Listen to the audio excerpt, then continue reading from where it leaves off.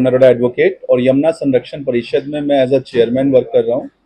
संस्था का गठन हमने किया था। बहुत सारे ऐसे मामले थे जिनको लेकर के प्रशासन से हमने जब बातचीत की थी, जैसे कि आपको पता है कि यमुना हमारी प्रमुख नदियों में से एक है, लेकिन आजकल वो इतनी गंदी होती जा रही है, चाहे वो नालियों का पानी हो, सीवरेज का पानी हो या फिर कंपनियों से निकलने का वाला वेस्ट, वो सारा का सारा यमुना में जा रहा है, जिसको लेकर के वो नदी दूषित होकर के आज गंदे नाले के रूप में प्रवाह हो रही है। जबकि हमारी धार्मिक भावनाएं भी इससे आहत होती हैं। हम उस नदी की पूजा करते हैं, यमुना माँ कह करके संबोधित करते हैं। संगठन का गठन जब हमने किया, ये हमारे प्रदेश अध्यक्ष, प्रदेश प्रभारी गब्बू निषाद जी हैं, आगे सेवाराम जी, विशंबर दयाल जी वरिष्ठ उपाध्यक्ष हैं, आगे भीमसेन जी कोषाध्यक्ष हैं और अन्य पदाधिकारी हैं। राजेश मदान जी इसमें वरिष्ठ उपाध्यक्ष हैं और मनसा पासवान जी इसमें एज अध्यक्षा काम कर रही हैं। क्या महोदय आज देखिए, अभी जो हम लोगों ने वर्किंग शुरू करी है, दिल्ली और उत्तर प्रदेश के कुछ क्षेत्रों में हमने काम करना शुरू करा है, फरीदाबाद के घाटों सहित। फरीदाबाद में भी आप देखेंगे घाटों की कोई उचित व्यवस्था नहीं है यमुना की। साथ ही साथ गंदगी को लेकर के जितना भी वेस्ट वहां जा रहा है, इसको लेकर के हमने प्रशासन से कंप्लेंटें भी फाइल की हैं। इवन अगर हम बात करें मथुरा वृंदावन की, जहां पर यमुना को पूजा जाता है, घाट बनाए गए हैं और उनकी पूजा आरती प्रतिदिन होती है, और हमारे एनसीआर से, फरीदाबाद दिल्ली एनसीआर से लाखों लोग प्रतिदिन वहां दर्शनों के लिए जाते हैं। वहां पर सबसे बड़ी समस्या यह है कि गंदे नालों का जो पानी है वो खुले तौर पर यमुना के अंदर डाला जा रहा है, और प्रशासन को जब हम कंप्लेंट देते हैं तो वो कहते हैं हम इसमें कार्रवाई करेंगे।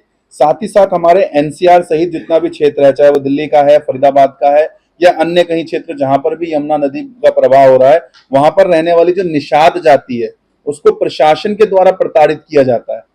समस्याएं जैसे उनको गोताखोर के तौर पे इस्तेमाल करता है प्रशासन। कभी भी कोई व्यक्ति डूबता है या किसी की लाश निकालनी होती है तो उनको बतौर गोताखोर कुदा देता है, चाहे वो फिर आगरा नहर हो या कोई अन्य नहर हो या कोई नदी हो। लेकिन उनको जो उनकी सुरक्षा के उपकरण है वो भी उपलब्ध नहीं कराते। ना उनको लाइफ जैकेट दी जाती है, ना उनको अन्य उपकरण प्रोवाइड कराए जाते हैं। इवन अगर किसी गोताखोर की किसी लाश को निकालने में, किसी व्यक्ति को ढूंढने में मृत्यु हो जाती है तो उसका भी कोई हर्जाना प्रशासन की तरफ से नहीं है। ना उनका कोई आई कार्ड जारी किया जाता है, ना उन्हें कोई तनख्वाह दी जाती है।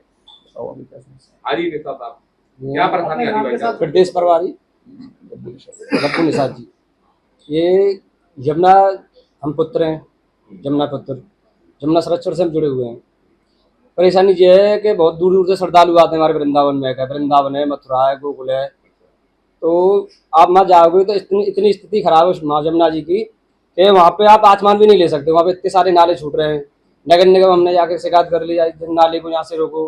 परदेशी स्नान भी करता है, वहाँ का जल से भी आचमान भी वगैरह लेता है, पर आगे कोई गवर्नमेंट वहाँ की सुनवाई नहीं कर रही। वहाँ पे वृंदावन में, हाँ जी, फरीदाबाद सहित वृंदावन सभी क्षेत्र में जहां भी यमुना के घाट हैं। फरीदाबाद में आप देखेंगे जब भी गणेश उत्सव आता है या माँ दुर्गा की पूजा अर्चना के उत्सव आता है तो उन मूर्तियों का विसर्जन करने के लिए यमुना में लोग जाते हैं और अक्सर डूब करके मर जाते हैं कई बार। तो उनकी लाशें निकालने के लिए या किसी डूबे हुए को निकालने के लिए या अन्य जो लाशें नहरों में से भी निकलवाई जाती है वो गोताखोर के माध्यम से निकाली जाती है। तो वो गोताखोरों का जो काम है जो निषाद जाति के द्वारा किया जाता है।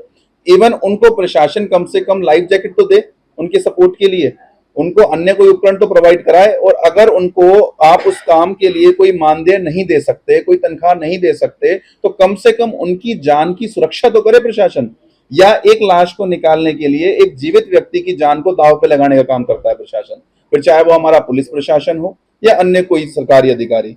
अभी बीच में एक मामला काफी हाईलाइट हुआ था हमारे देश के अंदर ही, आपने देखा होगा कि एक एसडीएम साहब का मोबाइल जो है वो गिर गया था किसी नदी के अंदर, और उन्होंने एक गोताखोर को जब तक बाहर नहीं आने दिया जब तक उनका मोबाइल नहीं मिल गया, जिसके बाद उसकी बॉडी के अंदर पानी चला गया था और वो 7 दिन तक आईसीयू में भर्ती रहा था। उन 7 दिनों में एसडीएम साहब ने उनकी कोई हालचाल भी नहीं लिया, जिसमें बाद में मुकदमा भी दर्ज हुआ और वो सस्पेंड भी हुए थे। तो ऐसे मामले, क्या वो निषाद जाति के लोग आम लोग नहीं है, या उनको जीने का अधिकार नहीं है, या संविधान में ऐसा कोई प्रावधान नहीं है उनकी लाइफ की सिक्योरिटी का? तो प्रशासन जो है उनके साथ जगह जगह ऐसी समस्याएं कर रहा है। क्या क्या दिक्कतें होती है आपको? दिक्कत ये होती है कि पुलिस प्रशासन आती है, हमको गोताखोरी को ले जाती है कि चलो वहाँ पे डेड बॉडी निकालनी है, ये करनी है, वो करनी है। हम जाते हैं, चलो दिन होता चले जाते हैं, रात में भी परेशान करते हैं हमको। रात में भी जाना पड़ता है, हमें कोई सुविधा नहीं मिलती वहाँ से। क्या है, कोई हमको ऐसा है कि किसी हम डेड बॉडी निकाल रहे हैं तो कुछ हमारे लिए तनख्वाह भी होनी चाहिए, कोई तनख्वाह नहीं है। हमने मांग करी है कि किसी व्यक्ति की कम से कम ज़्यादा नहीं 10-15 लोगों की सरकारी जॉब लगनी चाहिए चीज़ में। क्या दुर्घटना हो जाए तो हमसे कौन जिम्मेदार होगा उसका? क्या हम जाते हैं, निकालते हैं, पानी के भी कुछ नहीं देते हमको। क्या डेड बॉडी निकालते हैं, रात भी जाते हैं, दिन में भी जाते हैं। क्या सबसे ये समस्या है सबसे सर। बड़ी बात यह कि आज यमुना संरक्षण परिषद ने एक निषाद समस्या समाधान के लिए एक अलग से कमेटी का गठन कर दिया है, जो कि निषाद समस्या समाधान कमेटी के तौर पे काम करेगी। ऑल ओवर इंडिया के लिए अपनी वेबसाइट namamiyamune.com पर इसका अलग से एक कंप्लेंट पोर्टल है।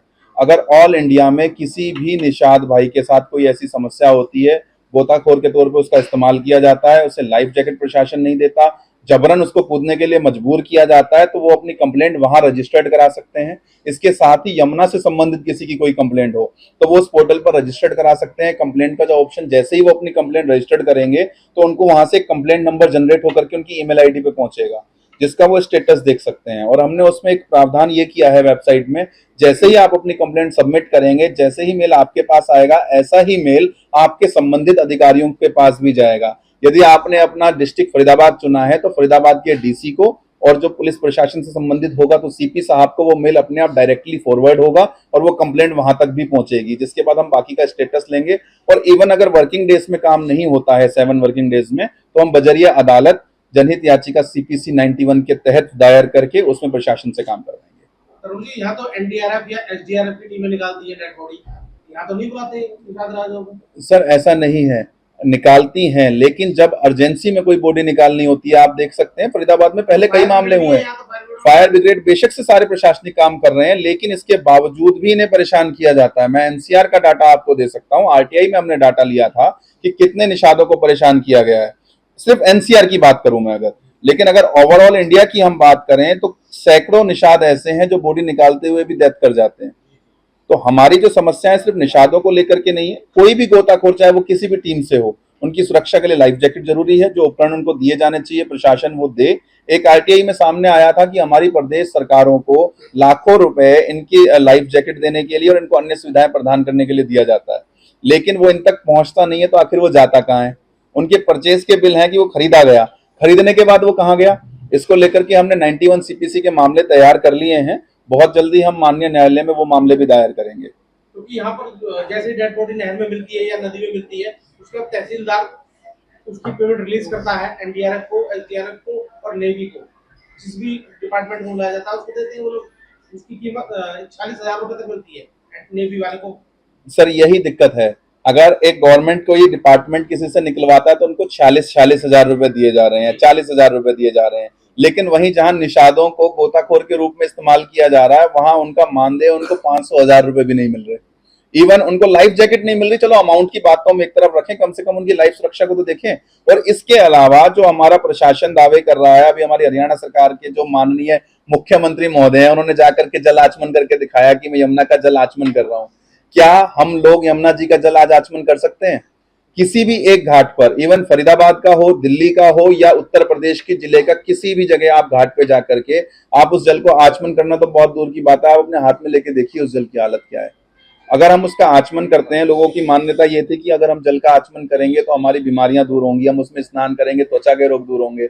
लेकिन आजकल जो हालात हैं, मुझे तो ऐसा लग रहा है कि अगर हमने स्नान कर लिया तो हमें त्वचा रोग हो जाएंगे उससे। सरकार तो बड़े बड़े दावे करती है। जी, सरकार बड़े बड़े दावे कर रही है। दिल्ली के अंदर भी अभी हमने देखा कि फिल्टर लगाने के दावे किए गए, करोड़ों रुपए की कीमत के फिल्टर लगाए जा रहे हैं, लेकिन जमीनी लेवल पे वो कहां पर? आज भी देखिए एनजीटी कहती है कि हम कार्रवाई कर रहे हैं, लेकिन बावजूद इसके जितना कंपनियों का वेस्ट है वो सारा का सारा वहीं जा रहा है। फरीदाबाद में देख लीजिए, जिंस फैक्ट्रीज का या जितना भी वेस्ट है वो सारा का सारा यमुना में जा रहा है। और वृंदावन के अंदर तो हालात ये है कि सीवरों का पानी खुले तौर पर वहां पर जा रहा है। देखिए, नाव चलाने का तैयार करना, गंदे नाले में नाव चलाना चाहती है सरकार या अपनी पवित्र नदी में, ये तो देखने का विषय होगा। और एक तरफ सरकार दोहरापन अपना रही है, एक तरफ तो जो निषाद अपनी नाव चला करके रोजी रोटी कमा रहे हैं उनको बंद करने का काम कर रही है कि हम तो यहाँ पर जो है क्रूज चलाने का काम करेंगे। जबकि अगर हम बात करें रामचरितमानस की, तब से निषादों का काम रहा है नौका विहार कराना। राम जी को भी पार करवाने वाला निषाद समाज था, निषादों ने करवाया था। और आज उन्हीं निषादों की नावों को रोक करके हमारी सरकार जो है वो क्रूज चला करके अलग से कंपनियों को कॉन्ट्रैक्ट दे रही है ताकि उनका मोटा मुनाफा हो सके। उन सरकार को इस बात से कोई इफेक्ट नहीं पड़ रहा कि लाखों लोगों की रोजी रोटी पर लात लग रही है। उन्हें सिर्फ और सिर्फ अपनी आमदनी और आय दिखाई दे। देखिए, पहले हमने मुलाकात की थी हमारे फरीदाबाद के नगर निगम अधिकारियों से, हमारे जिला उपायुक्त साहब से, दिल्ली के भी हमने जाकर के सरकारी अधिकारियों से मुलाकात करी, इवन सीएम साहब से भी हमने मुलाकात का समय मांगा था। और उसके अलावा हमने मथुरा वृंदावन में भी नगर निगम अधिकारियों से मुलाकात करी। लेकिन रिटर्न कंप्लेंट देने के बाद भी अभी कोई खास समाधान उसमें हमें नजर नहीं आया, जिसके बाद मजबूरन हमें माननीय न्यायालय का सहारा लेना पड़ा है। CPC 91 में जनहित याचिका बना करके न्यायालय में दायर कर दी गई है। प्रशासनिक अधिकारियों को आदेश हो गए हैं कि 1 महीने के अंदर अंदर अपने लिखित बयान दर्ज कराएं कि इस मामले में हमारा प्रशासन क्या कहना चाहता है। इसके अलावा 21 जून को हम दिल्ली में एक यमुना संरक्षण परिषद का कार्यक्रम आयोजित कर रहे हैं लाजपत नगर में, जिसमें ऑल ओवर इंडिया के जो यमुना की घाटों के रहने वाले लोग हैं उन्हें आमंत्रित किया गया है। वहां पर उनकी समस्याओं को सुन करके वहां पर माननीय केंद्रीय मंत्री अजय टमाटा जी आएंगे, अजय टमटा जी, जिनको हम अपनी सारी समस्याएं रखेंगे और उन्होंने आश्वस्त किया है कि इन समस्याओं का निदान करवाने का वो प्रयास करेंगे। यदि 21 तारीख के कार्यक्रम के बाद भी हमारी समस्याओं का समाधान नहीं होता है तो इन मामलों को लेकर के हम माननीय सुप्रीम कोर्ट की तरफ रुख करेंगे।